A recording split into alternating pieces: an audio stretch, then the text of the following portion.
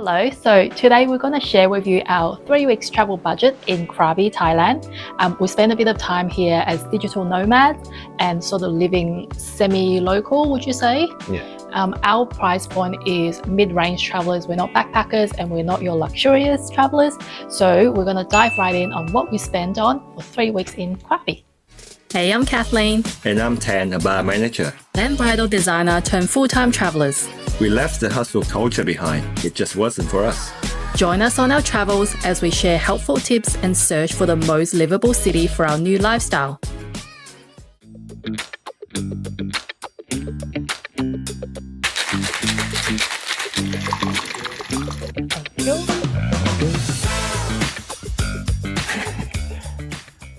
Cool.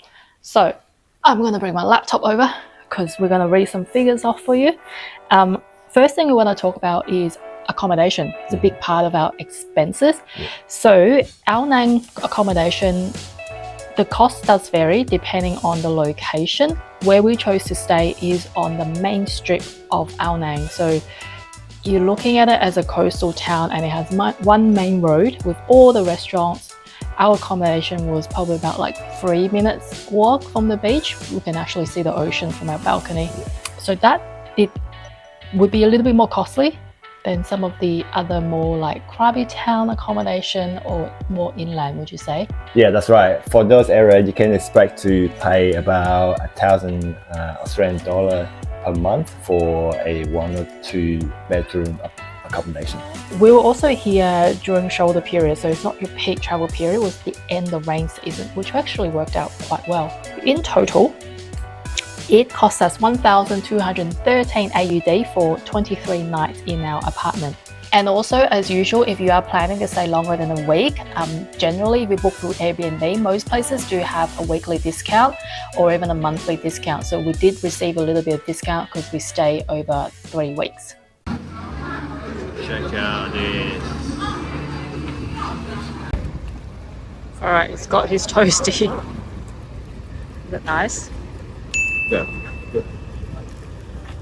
We love food, so of course, when we're in Krabi, we eat out most of the time there, especially the first week when we just arrived in Ao Nang. And then came the second week, we start to crave a bit more like healthier options. You need to feel like a bit more green. And so we started looking to buying grocery to cook at home, right? Yeah, that's right. I think there's a misconception that, in Southeast Asia, cooking is generally more expensive than eating out because, like, you're right, you can get a pad thai for $2, but also, would you be eating a pad thai every day, breakfast, lunch and dinner, 7 days a week? No, you wouldn't be. So we just need a bit more variety in our diet. We did venture out and figure out some grocery options. I would say that during that time, maybe we cooked about 30% of the time. That's including eating all of our breakfast at home. He's not a huge breakfast person, so it's generally quite simple like yogurt or eggs or something like that. So in total, we spent $1,031 on food, and that's $864 for eating out and then $167 for groceries. So as you can see that breakdown, with 30% eating at home, it is actually cheaper eating at home. All right, transportation.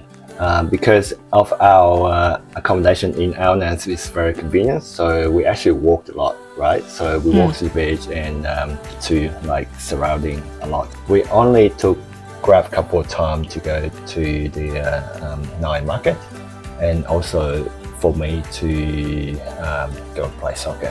Yeah, because of the convenience of our location, we only took the bike, I think, for 2 weeks during our stay.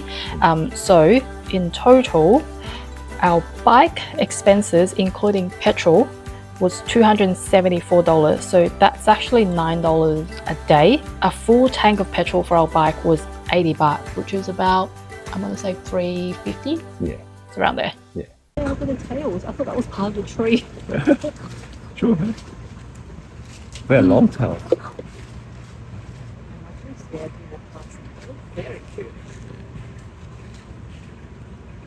Very cute.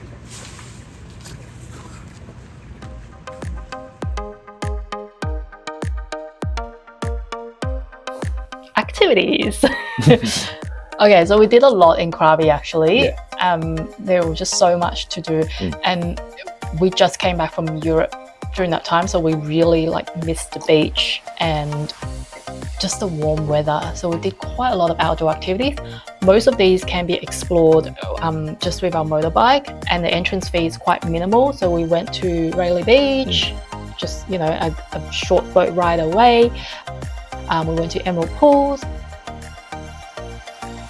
We went to the Tiger Cave. We did island hopping as a group as well, a private group. And I think it was definitely quite affordable for everything that we did for those 3 weeks. Don't you agree? Yeah. So altogether, we spent about 159 AUD. That's amazing. So yeah. We actually had a private boat to do island hopping. So we got the private boats. We got the that include all the tickets as well. So the last item is other expenses, including self-care like massages and your beauty services. Yeah. Call it that. Yeah. So we can't come to Thailand and not take advantage of the amazing massage they have at such a great price. So we probably, I would say we did at least 2 massages a week if you average that out, right? For me, I also had my hair colored and touched up. This is fixed, by the way. I'm now in Melbourne and this is fixed. The blonde game in Thailand, Southeast Asia in general, is just not great. So this person I went to was probably like the best one out of all of them, and I still had a color correction when I came back to Melbourne. So keeping up with that was actually quite stressful, and it's actually quite expensive as well.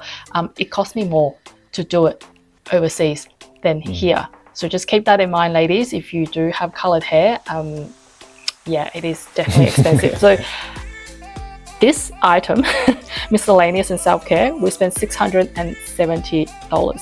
I want to say 80% of that is this. Yeah, it's the hair color. It's my hair color.